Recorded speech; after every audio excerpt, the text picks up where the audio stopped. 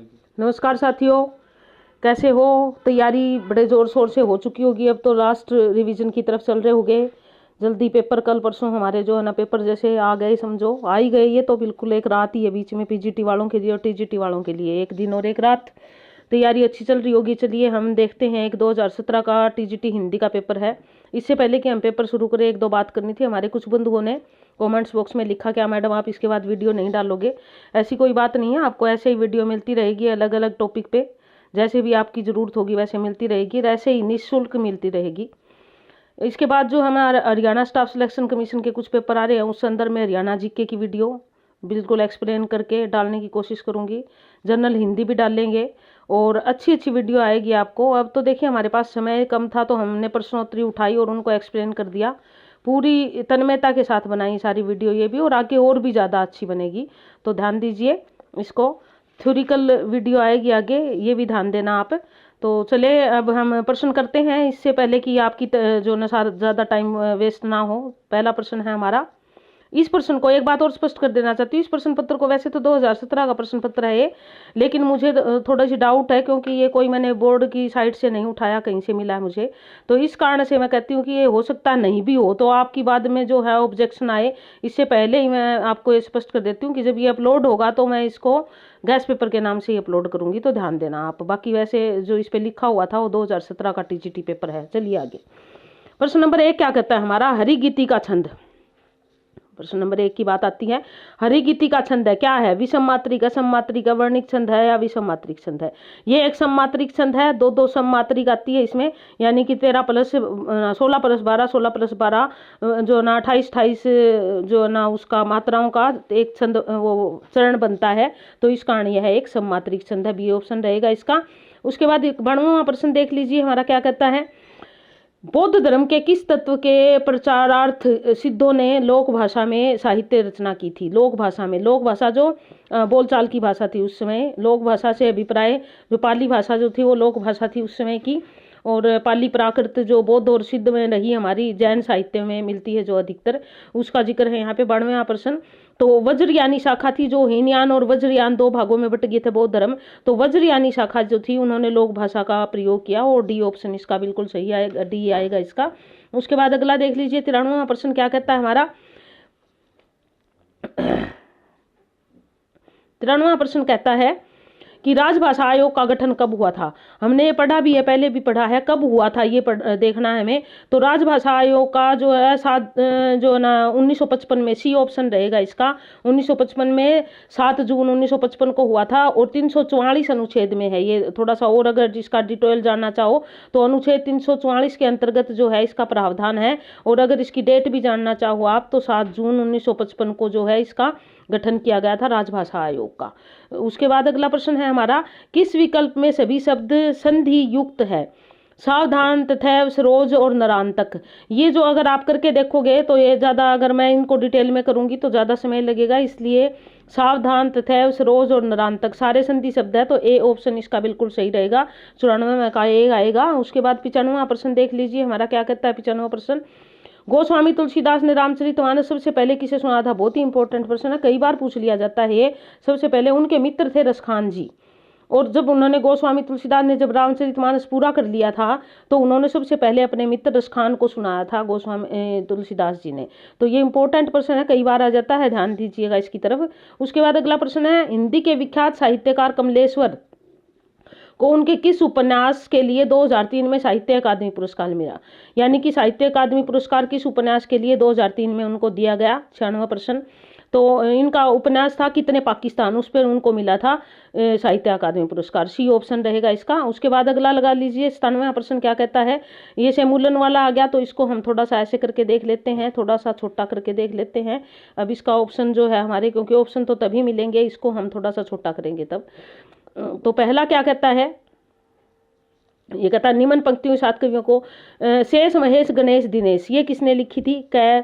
अगर कै की बात करें हम, 97वां प्रश्न हमारा, तो यहाँ आ जाता है हमारा कै जो है 3 घना रसखान, ये आ जाएगा रसखान के साथ, ये रसखान की पंक्ति है। गिरा अन्य नैन बिनु पानी, ख। ख की यदि बात करें तो ये है तुलसीदास जी, यानी कि ख 2 से मिला देते हैं, ठीक है। उसके बाद है फिर हमारा गय की यदि बात करें, मन लेत वे देत छटाक नहीं, ये हमारा चौथा आ जाएगा। सब में चौथा चौथा है तो इसका तो आप मान के चलो कि गय का चौथा ही है, संभव है। ये इस प्रकार के प्रश्नों में ये ठीक रहता है ध्यान से, अगर चारों में एक ही आया हुआ तो। उसके बाद प्रेम ना बारी उपजई, अब 3 2 3 2 4, अब या तो सारे है, अब घय ही ये निश्चित करेगा कि 1 है या 5 है। 1 सूरदास और 5 कबीर। प्रेम ना बारी उपजई, इसकी अगर बात करें तो इसका पहले का हमारा आएगा, ये पंक्ति है 5 यानी कि कबीर की, ये आ जाएगा 5। ठीक है, तो इसका 3 2 4 5 ये है इसमें, और बी ऑप्शन रहेगा इसका, 97 का बी ऑप्शन सही है। उसके बाद आगे चलिए, 98वां प्रश्न हमारा क्या कहता है। यदि 98वां प्रश्न की बात करें हम तो इसमें दिया गया है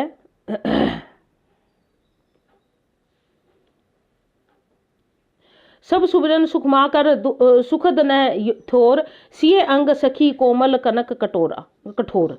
अब इस पद में प्रयुक्त में अलंकार कौन सा है। यदि अलंकारों की बात करें तो अलंकार हमने पहले भी करे हैं, तो इसमें हमारा जो है 98वां प्रश्न, इसमें व्यतिरेक अलंकार आएगा सी, ये वाला सी अलंकार, सी ऑप्शन इसका सही रहेगा। ये ज़्यादा डिटेल में बात इसकी अलंकारों की अब नहीं करेंगे, इतना सा समझ लो आप कि अलंकार मैंने पहले भी करवा रखे अगर आपने देखे होंगे तो। 99% हमारा क्या कहता है, आग में बहादुरी कूदते जनाब तुम्हारे है वकील सिपाही और भिस्ती, लोंडियों की तरह घर में घुस जाएंगे, आग में कूदना वह काम है जो यह रुस्तमे हिंद ही कर सकता है। ये जो ना भारत के युवा वर्ग के बारे में जो है लिखा है। अब लिखने वाले का नाम नहीं पूछा गया, लिखने वाले तो प्रेमचंद जी है, लेकिन यहाँ पर ये किस से ये पंक्ति ली गई है 99%, तो ये ईदगाह बहुत ही अच्छी कहानी है जिसका नाट्य रूपांतर भी हो चुका है ईदगाह का, उस कहानी से पंक्ति ली गई है। तो उसके बाद आगे देख लीजिए, 100वां प्रश्न क्या कहता है, निम्न में से किस राज्य की राजभाषा हिंदी नहीं है।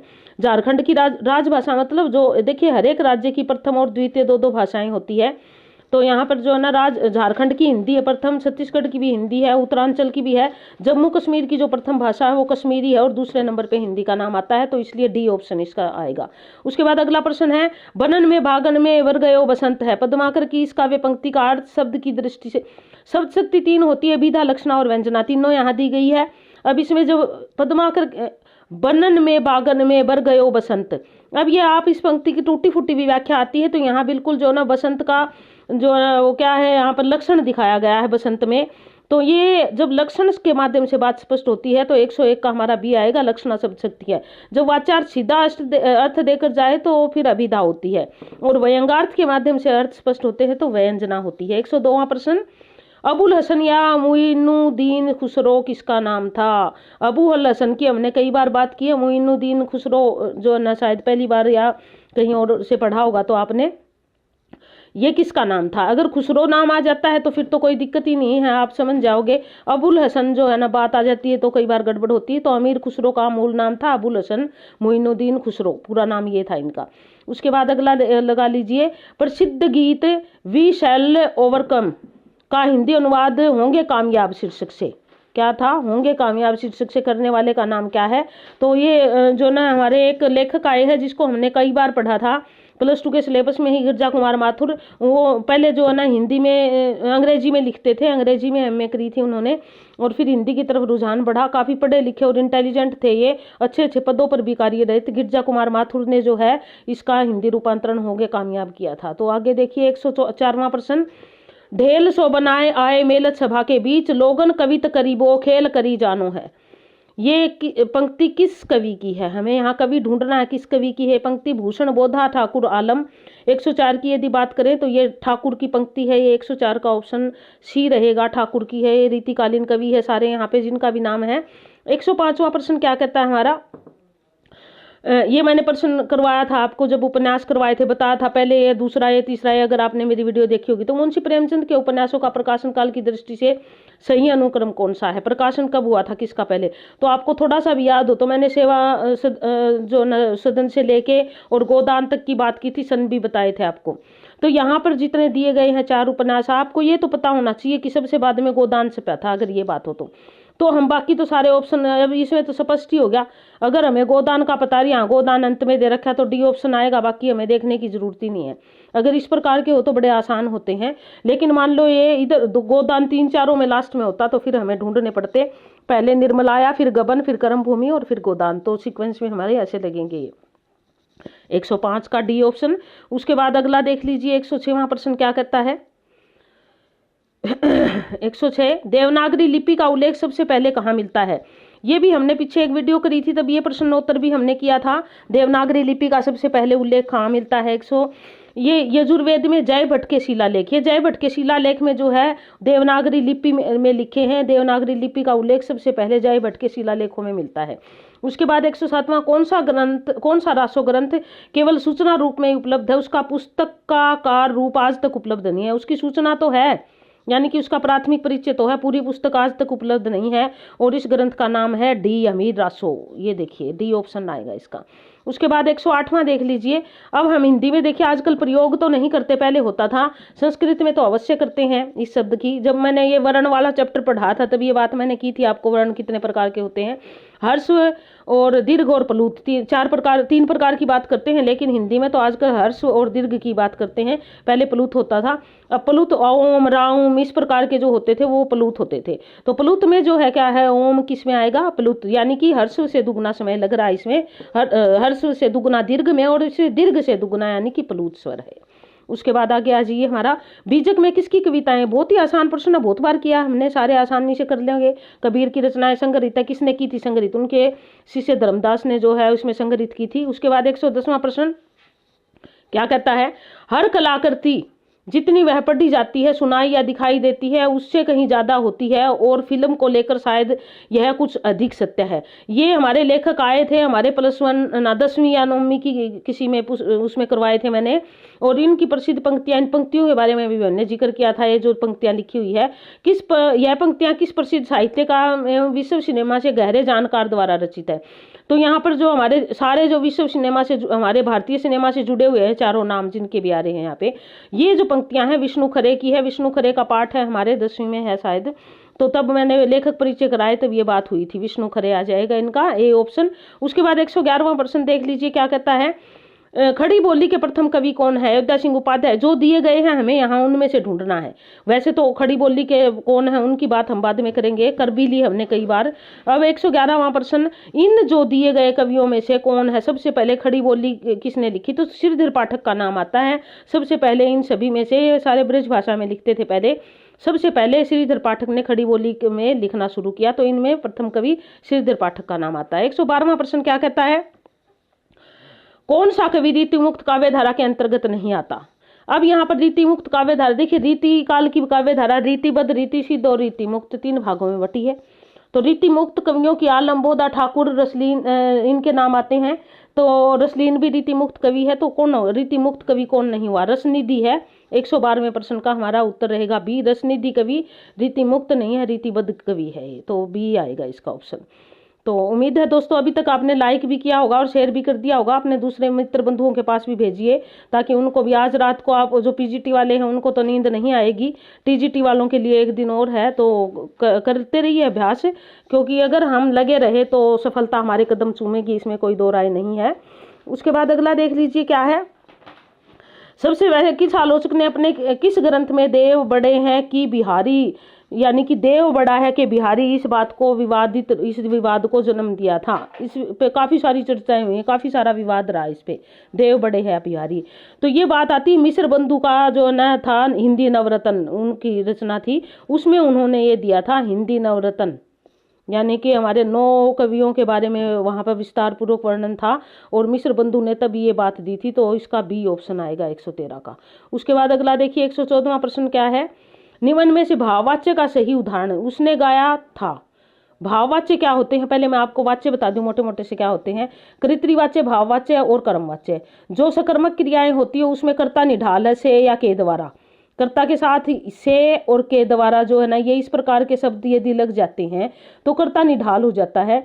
फिर भाव या कर्म जो है ना प्रमुख हो जाता है। तो हमारी कर्मवाच्य जो जितनी भी संज्ञा है, जो सकर्मक संज्ञाएं, वो तो कर्मवाच्य में आती है, और जो अकर्मक जो है ना क्रियाएं हैं वो सारी किस में आती है, वो भाववाच्य, संज्ञा बोल की शायद में, तो अकर्मक क्रियाएं जो है वो भाववाच्य में आती है और सकर्मक क्रियाएं कर्मवाच्य में आती है। और कर्ता सीधा काम कर रहा, उसने गाया है, तो ये तो जो है ना हमारा क्या हो गया, कर्तृवाच्य है, गाना उसके द्वारा गाया गया। अब बी ऑप्शन देखिए, इसमें यहाँ पर गाना उसके द्वारा गाया गया, यहाँ पर तो इसको ही पहले कर दिया, उसने उससे गाया नहीं जाता, बिल्कुल सही शब्द तो ये वाक्य तो यही है, उससे गाया, ये से आने के कारण जो है ना हमारा क्या है, उस यानी कि सर्वनाम यानी कि कर्ता निढाल हो गया, गाया नहीं जाता, तो हमारा सी ऑप्शन बिल्कुल सही है इसका। मुकेश गाना गाता है, ये भी कर्तृवाच्य है हमारा, तो यानी कि सी ऑप्शन आएगा इसका।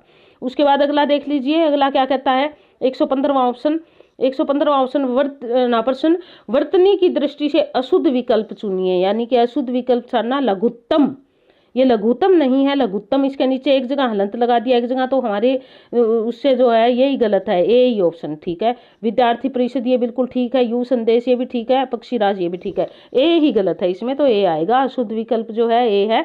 उसके बाद 116वां प्रश्न देख लीजिए, क्या है 116वें प्रश्न में, सोरठियो दुहो भलो भली मखण की बात, जोबन छाई घन भली तारा छाई रात। आपको पता है एक जो ना हमारे यहाँ इधर तो जैसे हम हिसार से हैं, तो हिसार राजस्थान से लगता है, तो यहाँ पर जब ब्याह शादी होते हैं तो एक बधावा जैसी एक गीत की परंपरा है, उसमें भी जो है ढोला मारू की दोनों की बात करके वो बधावे गाए जाते हैं, और राजस्थान में तो पूरे में गाए जाते हैं। तो इसकी अगर आप भाषा भी देख के थोड़ा सा अंदाजा लगा सको तो लगा सकते हो इसमें, ये ढोला मारू दा दूहा, ढोला और रुक्मण दो है, पति पत्नी है दो, और उनका सारे का संवाद जो है ढोला मारू दा दूहा में सारा दिया गया है, पारिवारिक रिश्तों के बारे में, तो सी ऑप्शन है इसका, ढोला मारूदा दूहा उससे लिया गया है, 116वें का सी। उसके बाद अगला प्रश्न है हमारा 117वां, दो शब्दों या वाक्यों को मिलाने वाले शब्दों को व्याकरण में क्या कहते हैं। देखिए, दो शब्द या वाक्यों को जोड़ के जो एक वाक्य के रूप में जो ना प्रयुक्त करते हैं उनको व्याकरण में कहते हैं समुच्चय बोधक। क्या कहते हैं, समुच्चय बोधक कहते हैं उसको, ए ऑप्शन आएगा इसका। उसके बाद है 118वां प्रश्न हमारा, कैसी मधुर मनोहर उज्जवल है यह प्रेम कहानी, जी में है अक्षर बन इसके बनो विश्व की वाणी। बहुत ही सुंदर कविता है, +1 में है, कविता पथिक नाम से कवि की कविता है, बड़ी सुंदर, राम नरेश त्रिपाठी की रचना है ये। तो इसका जिक्र भी हमने किया था जब एनसीईआरटी की वीडियो बनाई, तो राम नरेश त्रिपाठी की है। राम नरेश त्रिपाठी जेल में बंद है और वहाँ के प्राकृतिक सौंदर्य को देखकर उसका वर्णन कर रहा है। अगला प्रश्न है हमारा मजिस्ट्रेट, इसकी थी हमारी सी ऑप्शन ठीक है। मजिस्ट्रेट शब्द है किस भाषा का है, अब ये तो आपको दिखाई दे रहा है, ये मजिस्ट्रेट जो है किस भाषा का है, विदेशी भाषा का है, तो ये हमारा रोमन पद उससे लिया गया है, तो डी आ जाएगा इसका। उसके बाद 120, किस विकल्प में स्त्रीवाचक शब्द नहीं है, स्त्रीवाचक यानी कि पुरुषवाचक है। पयस्विनी बिल्कुल स्त्रीवाचक है, शालिनी ये भी स्त्रीवाचक है, बुद्धिमती ये भी स्त्री, संतोषी ये तो पुरुष या स्त्री किसी के भी लग सकती है, तो इसका बी ऑप्शन रहेगा, ये संतोषी स्त्रीवाचक शब्द नहीं है। उसके बाद अगला देख लीजिए 121वां प्रश्न क्या कहता है, क्रिया के संदर्भ में असंगत विकल्प को चुनिए। संज्ञा सर्वनाम व विशेषणवाचक शब्दों में प्रत्यय जोड़कर नाम धातु क्रिया बनाई जाती है, बिल्कुल ठीक है, ये 121वां। उसके बाद 122वां ना 121 का दूसरा, द्विकर्मक क्रियाओं में प्रथम क्रम प्राणीवाचक व द्वितीय क्रम अप्राणीवाचक, बिल्कुल होता है, एक जो ना प्राणीवाचक और एक अप्राणीवाचक। तीसरा जो ना अर्थ में विशेषता लाने वाली सहायक क्रिया, बिल्कुल रंजक क्रिया ही कहलाती है, मनोरंजन या रंजक क्रिया कहते हैं उसमें, जैसे मेरी बहन आ गई, अब आ और गई दोनों ये इस प्रकार की क्रियाएं हैं, रंजक क्रिया कहलाती है। भाववाच्य की क्रिया प्रथम पुरुष स्त्रीलिंग या पुल्लिंग व एक वचन में, ये गलत है, ऐसा कुछ नहीं है, ये एक वचन स्त्रीलिंग और पुल्लिंग ये उसमें प्रयुक्त होती है, भाववाच्य क्रिया प्रथम पुरुष ये गलत है, तो हमारा डी ऑप्शन इसका रहेगा। उसके बाद जो ना 122वां प्रश्न है, इसमें देखिए क्या है, कौन सी रचना शमशेर बहादुर सिंह की है। शमशेर बहादुर सिंह की बहुत सारी रचनाएं तो नहीं है, कुछ एक संघर्ष रचनाएं हैं, संग्रह है, उनमें उनकी रचनाओं का नाम है, तो एक पीली शाम जो है वो इनकी रचना है, डी ऑप्शन रहेगा 122 का डी। 123 का, कृष्ण रुक्मणी का प्रेमाख्यान किस पुराण ग्रंथ में है। कृष्ण और रुक्मणी का प्रेमाख्यान दोनों के जो ना प्रेम प्रसंग के बारे में, और रुक्मणी और उसके संवाद भी है श्री कृष्ण के, ये हरिवंश पुराण में है, ए ऑप्शन आएगा 123 का ए। उसके बाद 124वां प्रश्न देख लीजिए क्या कहता है, निम्नलिखित काव्य रचनाओं में से कौन सी गुरु नानक की नहीं है। अब गुरु नानक जी के जितने भी दोहे गुरु ग्रंथ साहब में संकलित है, उन दोहों के साथ जो है ना जप्पू जी लगा हुआ है, और आशा दीवार नाम से तो उनकी रचनाएं हैं, सोहिला भी है, तो ये उनके दोहों के साथ लगा हुआ है। तो ये आशा दीवार भी है, सोहिला भी है और जो न जप्पू जी भी है। तो अब क्या रह गया, अष्टपदी जो ग्रंथ जो है, ए ऑप्शन है यहाँ पे, ये इनका नहीं है, ए। उसके बाद 125वां प्रश्न देख लीजिए क्या कहता है। 125वें प्रश्न में निम्नलिखित कवियों को आरोही क्रम में व्यवस्थित कीजिए। हमें बड़े से छोटे में लगाना है। तो आपको ये पता हो कि इन सब में है ना रसखान सबसे छोटे है। ये कृष्ण, ये मैंने करवाया है प्रश्न पहले भी आपको, रसखान सबसे छोटे हैं। अब रसखान सबसे छोटे और सूरदास सबसे बड़े हैं, तो हमारा क्या ऑप्शन रहेगा 125वें का। जब सूरदास सबसे बड़े आगे, रसखान सबसे छोटे आगे, तो ये हमारे एक ही ऑप्शन में है। इसमें तो मीरा आ गई यहाँ पीछे, और इसमें जो है ना सूरदास जी नहीं है, तो रसखान है, तो सी में तो बी ऑप्शन रहेगा। सूरदास सबसे बड़े, फिर मीरा, फिर नंददास, फिर रसखान, बी आएगा इसका ऑप्शन। उसके बाद अगला देख लीजिए, कृष्णा सोबती द्वारा रचित मियां नसरुद्दीन +1 का पाठ है। मियां नसरुद्दीन शब्द चित्र उनकी किस स्मरण कृति से लिया गया है। जिंदगी नामा, मित्रों, मरजानी, शब्दों के आलो, सारे उनकी है। हम हसमत से लिया गया, बी ऑप्शन रहेगा 126वें का, हम हसमत। उसके बाद अगला देख लीजिए, अंतेवासी का अर्थ क्या होता है। सॉरी, इससे पहले हम आगे बढ़े, उम्मीद आपको समझ आ रहा होगा और लाभ भी मिल रहा होगा। और साथ में वही बात फिर कहूँगी कि आप बने रहिए। ऐसी बात नहीं है कि आपके पेपर हो जाएंगे तो हम इनको ख़त्म कर दें। वीडियो ऐसे ही आती रहेगी, आपका ज्ञान में ऐसे ही वृद्धि करती रहेगी। और साथ में लाइक, शेयर, सब्सक्राइब सब कीजिए, जो भी आप कर सकते हैं। अंतेवासी देखिए क्या है। पहले क्या होता था कि ये गुरुकुल परंपरा होती थी, और कुछ शिष्यों को उनको पढ़ने के लिए गुरुओं के पास भेजते थे। जो गुरु के सानिध्य में रहते थे, गुरु के पास रहते थे, उन शिष्यों के लिए इस प्रकार के शब्दों का प्रयोग किया जाता था। उनको कहते थे अंतेवासी। तो इसलिए इसका ऑप्शन रहेगा गुरु के समीप रहने वाला शिष्य, यानी कि सी ऑप्शन आएगा। उसके बाद अगला देख लीजिए, डोडी पर आलाप चर्चित काव्य संकलन के रचयिता, जिसे हाल ही में स्वर कोकिला लता मंगेशकर जी की जीवन पर लता सुर गाथा किताब लिखी है जिन्होंने। अब यहाँ पर दो प्रश्न आपके कवर हो रहे हैं। लता सुर गाथा किताब किसने लिखी थी, और डोडी पर आलाप चर्चित काव्य संकलन किसका है। अब ये बात यदि आती है तो यतीन्द्र मिश्र, पिछले दिनों काफ़ी उनका नाम भी सुना होगा आपने टीवी पे। तो यतीन्द्र मिश्र ने लिखी है जो लता जी के ऊपर किताब, और ये डोडी पर आलाप भी इन्हीं का, यतीन्द्र मिश्र इसका जो है ऑप्शन सही है। उसके बाद अगला देख लीजिए, अगला प्रश्न क्या कहता है। राजस्थान के सलेमाबाद में, राजस्थान में तो 2-3 की है, लेकिन यहाँ पर सलेमाबाद दिया है। सलेमाबाद में किस संप्रदाय की गद्दी है, तो गौड़ीय संप्रदाय, राधा बल्लभ संप्रदाय, नरी। यहाँ पर जो है ना, यदि इसका ऑप्शन देखें तो हम बी ऑप्शन, निम्बार्क संप्रदाय की जो गद्दी है वह सलेमाबाद राजस्थान में है। अंगवधु के संकलन करता कौन है। अंगवधु का संकलन किसने किया, 130वां, रज्जब, दादू, सुंदरदास, परशुराम चतुर्वेदी। तो रज्जब जो है उन्होंने अंगवधु का संकलन किया है, ए ऑप्शन आएगा इसका 130वें का। उसके बाद आगे देखिए 131वां प्रश्न क्या कहता है, किस वाक्य में सार्वनामिक विशेषण का प्रयोग हुआ है। सार्वनामिक विशेषण क्या होता है, संज्ञा से पहले जब सर्वनाम का प्रयोग लगे, संज्ञा के साथ। वैसे तो सर्वनाम क्या होता है, संज्ञा के स्थान पर प्रयुक्त होते हैं, लेकिन यहाँ तो संज्ञा के साथ सर्वनाम लगेगा और फिर वो उसकी विशेषण के रूप में आएगा, उसको हम वो विशेषण के रूप में आता है सर्वनाम, उसको हम सार्वनामिक विशेषण कहते हैं। 4 भेद विशेषण के, चौथा भेद सार्वनामिक, या इसका दूसरा नाम संकेतवाचक विशेषण भी है। मुझे कोई पुस्तक दे दीजिए, ऐसा आदमी तो नहीं दिख रहा, वह घर अब यहाँ नहीं है। अब आप देखो यहाँ पर जो सारी चीजें हैं उनमें अगर वह राधा से पत्र लिखवाता है, अब यहाँ पर विशेषता क्या है, वह राधा से पत्र लिखवाता है, इसमें विशेषता वह नहीं है। अब आप इसका ऑप्शन अगर देखो तो क्या ना, वह घर अब यहाँ नहीं है, इसमें क्या है, अगर इसकी भी विशेषता देखो आप, वह, और ऐसा आदमी, यहाँ भी आप यूं कहोगे कि आदमी, लेकिन सारे वाक्यों को अगर आप देखोगे तो यहाँ पर सबसे अच्छा जो इसका उदाहरण है, वह राधा से पत्र लिखवाता है। अब राधा जो है यहाँ पर संज्ञा, और वह इसमें सर्वनाम के रूप में है, यानी कि विशेष व्यक्ति है जो लिखवाने वाला है, तो उसके प्रयोग आया है, नहीं हुआ है इसमें सर्वनाम के रूप में। अब यहाँ वह घर यानी कि घर की ओर संकेत हो रहा है, ऐसा आदमी, आदमी की ओर संकेत हो रहा है, मुझे कोई पुस्तक, यहाँ पर तो 2 आगे कोई, मुझे छोड़ दीजिए, कोई पुस्तक, यहाँ कोई पुस्तक से पहले आई, सारी जगह सर्वनाम है, कोई भी है, ऐसा भी है और वह भी है।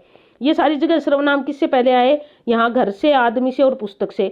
वह राधा से पत्र लिखवाता, यहाँ ये विशेषण रूप में नहीं है, तो इसलिए इसका ऑप्शन जो है वो क्या रहेगा, डी रहेगा, यह नहीं है। बाकी सब में यहाँ सर्वनाम विशेषण रूप में सार्वनामिक का प्रयोग हुआ है। आगे देख लीजिए 132वां क्या कहता है, आंखों देखा झूठ कहानी संग्रह किस साहित्यकार द्वारा रचित है? 132। ये किस साहित्य? कृष्णा सोबती, राजेंद्र, मनु भंडारी। हमने पढ़ा है, ये पहले याद भी करा है, मनु भंडारी का है ये। महाभोज जो आपका बंटी जैसे उनकी रचनाएं हैं। उसके बाद अगला है 133वां प्रश्न क्या है? किस शब्द में वी प्रत्यय का प्रयोग नहीं हुआ है? नहीं वाले हमें बड़े ध्यान से करने होते हैं।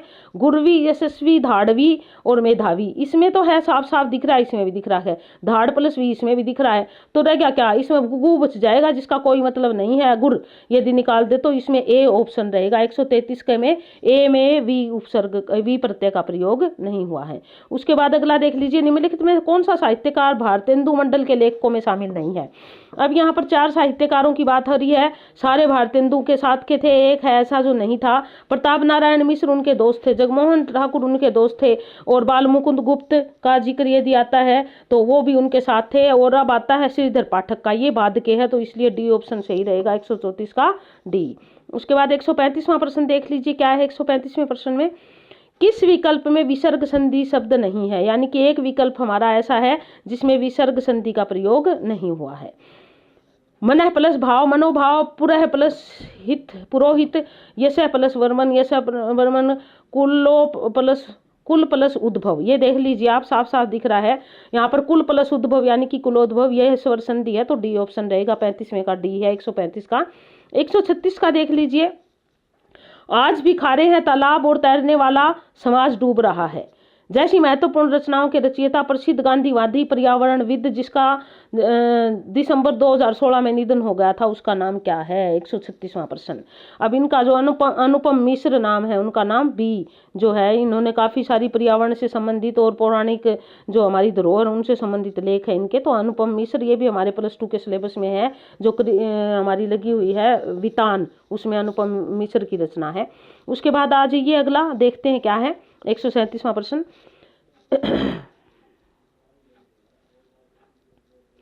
संधि की दृष्टि से असंगत विकल्प को चुनिए, यानी कि एक विकल्प ऐसा है जो संधि की दृष्टि से सही नहीं है। क्यों नहीं है? स्त्री प्लस उपयोगी, स्त्रोपयोगी, मुझे तो ये पहला ही दिख रहा है, स्त्री प्लस उपयोगी, स्त्रोपयोगी आएगा यहाँ पे, ए ऑप्शन ही चलेगा। 137 का ए ही गलत है, तो और आप करके देख लीजिए, सारे सही है। उसके बाद अगला है 138वां, अनूठा किसका पर्यायवाची? प्रौढ़ा, कुमारी, युवती, वृद्धा। अनूढ़ा, ठा नहीं है, सॉरी, अनूढ़ा। अब आपने ध्यान से पढ़ा होगा इसको, अनूढ़ा पढ़ते ही हमें आ जाता है कि कुछ है विशेष। अब ये जो कुमारी लड़की होती है, उस कुमारी के लिए अनूढ़ा का प्रयोग होता है, बी ऑप्शन रहेगा इसका। उसके बाद देख लीजिए 139वीं प्रश्न क्या कहता है? वर्तनी की दृष्टि से शुद्ध शब्द का चयन कीजिए। हमें शुद्ध शब्द देखना है। मनोचिकित्सा, अधोपतन, गत्यावरोध, पुनरावलोकन। अब इसमें एक सही नहीं है, 139। अब गत्यावरोध नहीं होता, गत्यावरोध होता है, तो ये सही नहीं है, तो सी ऑप्शन आएगा इसका, 139 का सी। 140वां देख लें क्या है?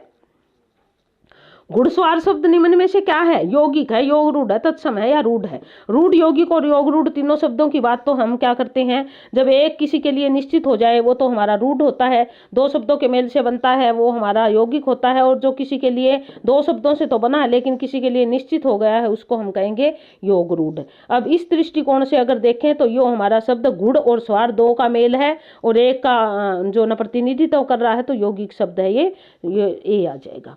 सत्यजीत राय को उनकी किस फिल्म पर ये +1 की आकी हमारी अपू के साथ 2.5 साल अगर आपने पढ़ी थी तो, और एनसीईआरटी के नोट्स देखे होंगे तो उसमें ये बात हमने बड़ी स्पष्ट तौर पे की थी। सत्यजीत रे की पथेर पांचाली फिल्म, अपू के साथ 2.5 वर्ष एक संस्मरण है हमारी +1 में, तो उसमें पथेर पांचाली फिल्म है, भारतीय निर्देशक ये जो अंतर्राष्ट्रीय स्तर पर ये उसी के संबंध में है, बी फिल्म आएगी पथेर पांचाली फिल्म। उसके बाद है 142वां प्रश्न क्या कहता है?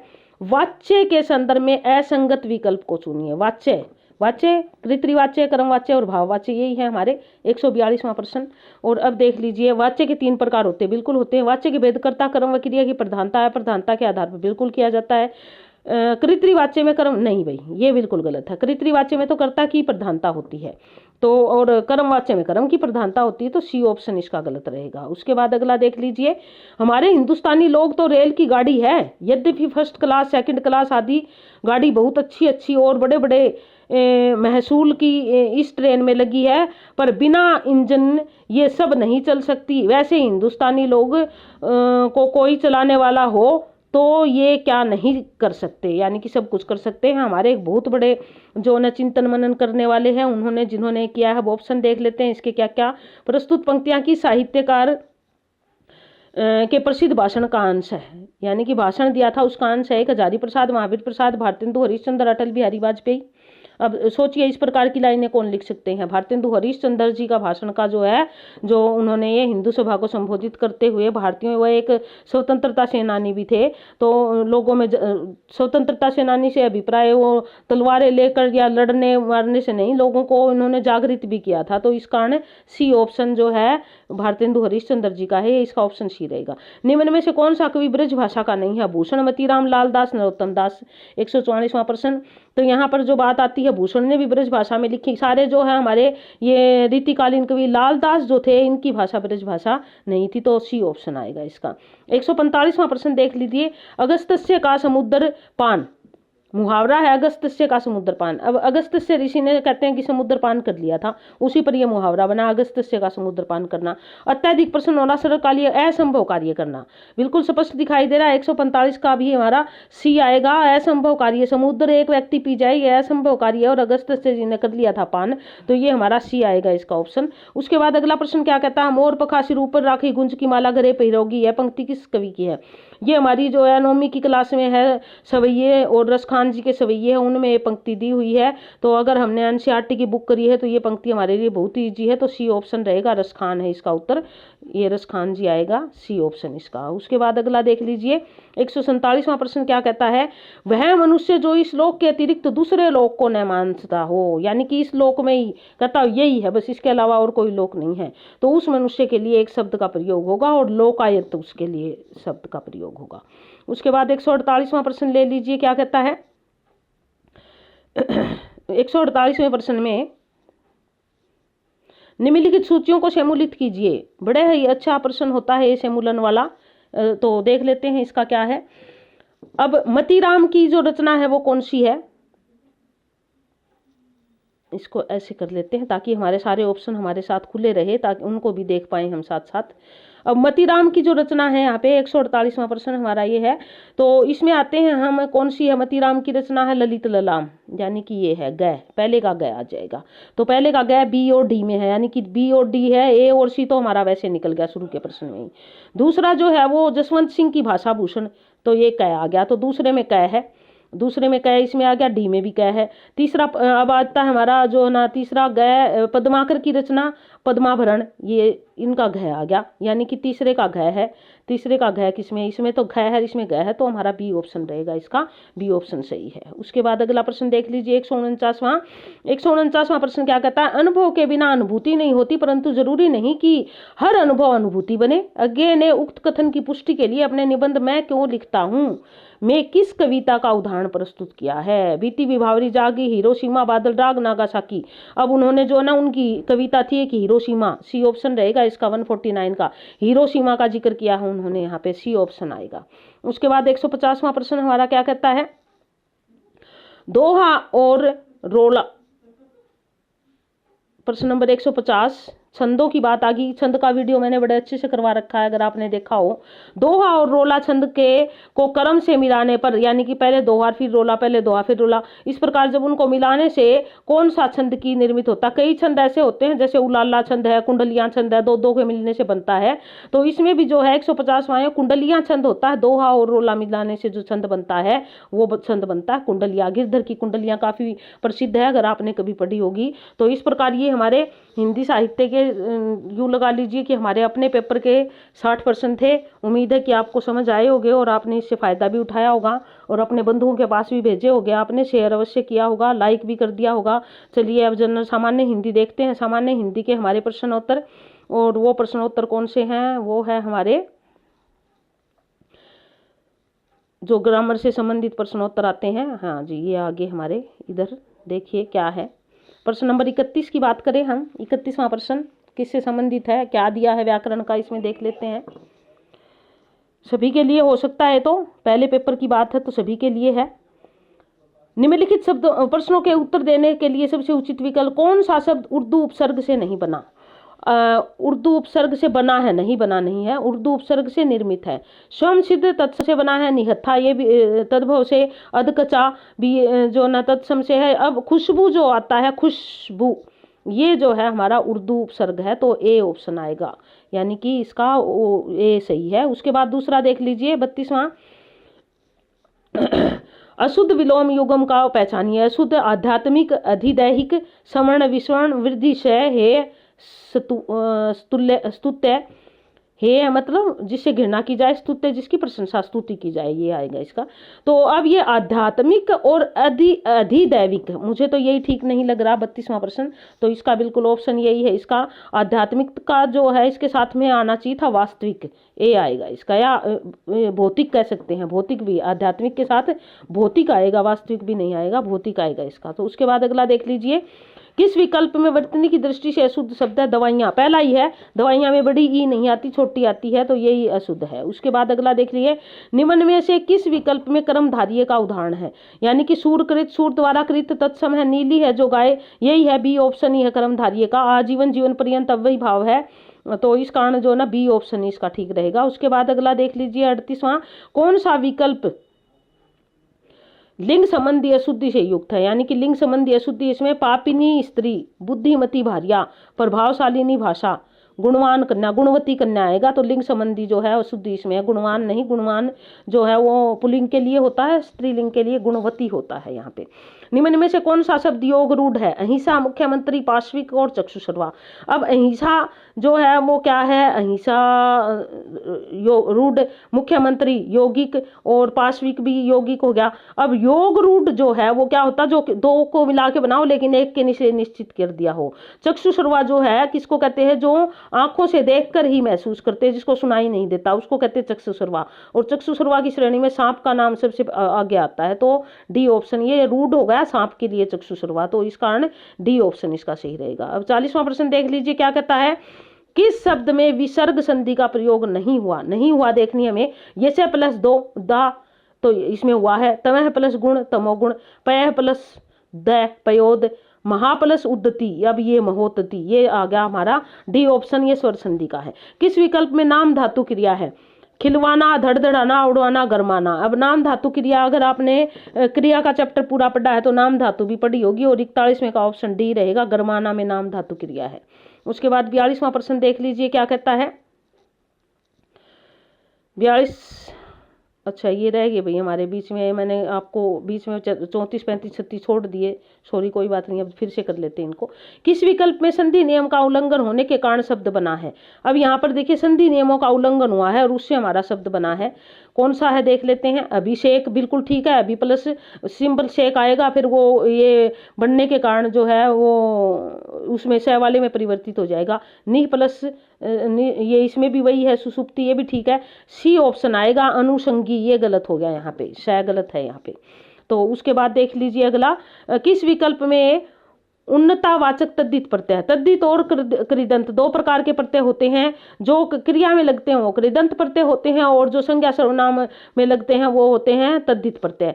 तो बहुटी, बही नापा, चूड़ी हारा, दुधैल। अब इसमें एक जो है उन्नतावाचक, तद्धित के भी अलग अलग भेद हैं, उन्नतावाचक तद्धित प्रत्यय की बात हो रही है यहाँ पे 35वां, तो इसका हमारा आएगा बहुटी, यानी कि ए आएगा इसका। ये डिटेल से समझाने का समय तो नहीं है अब, ये आपको जो है प्रत्यय का वीडियो फिर कभी देखेंगे जब भी समझाया जाएगा, तो एक बार इतना समझ लीजिए आप। उसके बाद अगला देख लीजिए, अगला प्रश्न क्या कहता है? कोमल गात मृदुल बसंत है, कोमल गात मृदुल बसंत, हरे हरे ये पात, उक्त पंक्ति में प्रयुक्त पदों में कौन सा पद विशेषण नहीं है? यानी कि पद विशेषण नहीं है, बड़ी आसानी से छाट पाएंगे आप। मृदुल, हरे हरे, हमें क्या ढूंढना है? विशेषण नहीं है वो ढूंढ रहा है। मृदुल विशेषता है, हरे हरे भी विशेषता है, कोमल भी विशेषता है, गात, गात विशेष्य है, तो इसमें क्या आ जाएगा? बी आ जाएगा, तो बी ऑप्शन इसका है, विशेषण इसमें नहीं है, विशेष्य है। परुष का समानार्थी पर्याय, परुष का अर्थ होता है कठोर, तो समानार्थी पर्याय जो है वो कठोर है, इसका ए ऑप्शन रहेगा 42वें का। 43वां देख लीजिए, आप भला सॉरी, आप भला सो जग भला, वाच्य किस सर्वनाम का उदाहरण है? अब देखिए, मैं, स्वयं, अपने आप, इस प्रकार के शब्दों का जब प्रयोग होता है तो यहाँ भी आपका आया, आप भला तो जग भला, आप यानी कि स्वयं, स्वयं का जब बात आ जाती है तो कौन सा सर्वनाम आता है? सर्वनाम के जो 6 भेदों में से जो अंतिम की बात करते हैं हम, निजवाचक सर्वनाम, तो हमारा जो है निजवाचक सर्वनाम आएगा इसमें। कौन सा शब्द स्त्रीलिंग बोधक नहीं है? मृत्यु, ऋतु, तालु, रेणु। अब यहाँ पर अगर आप बात करो 44वां प्रश्न, मृत्यु आ गई ऐसे कहते हैं, रेणु उड़ रही है फिर भी स्त्रीलिंग आ गया, ऋतु आई, तालुव्य के लिए जो है, तालु के लिए, तालु ऊंचा है नीचा है, पुल्लिंग का होता है, स्त्रीलिंग का नहीं होता, तो डी है इसका ऑप्शन। उसके बाद हमारा 45वां प्रश्न क्या कहता है? अंतिम प्रश्न की ओर बढ़ रहे हैं। निम्न कथनों में से कौन सा कथन असत्य है? ण उत्क्षिप्त व्यंजन है, बिल्कुल ठीक है। स संघर्षी व्यंजन है, ये भी जो है ना हमारा ठीक है। द स्पर्शी व्यंजन है, ये भी ठीक है। रह पार्श्विक व्यंजन है, ये गलत है, डी ऑप्शन। ल जो है वो लुंठित है, पार्श्विक नहीं है। लुंठित मतलब जीवा हमारे जो है उच्चारण स्थान को लग के झटके के साथ साइड में गिरती है, उसको लुंठित वर्ण कहते हैं, तो र सही रहेगा। तो इस प्रकार हमारी ये सामान्य हिंदी के 45 जो 31 से 45 15 प्रश्न थे पूरे हुए। उम्मीद है आपको वीडियो पसंद आई होगी और आपने अपने लाइक और शेयर तो कर ही दी होगी। जो नए बंधु आए हों सब्सक्राइब करें, देखते रहिए और आपको भावी जीवन में भी ये काम आती रहे और आप जल्दी से स्टेट क्वालिफाई करो, मेरी यही उम्मीद है। ऑल द बेस्ट सबको, आप अच्छे से ध्यान से पेपर करके आओ और सभी पास हो जाओ। एक बार फिर नववर्ष की हार्दिक शुभकामनाओं के साथ धन्यवाद। जय हिंद।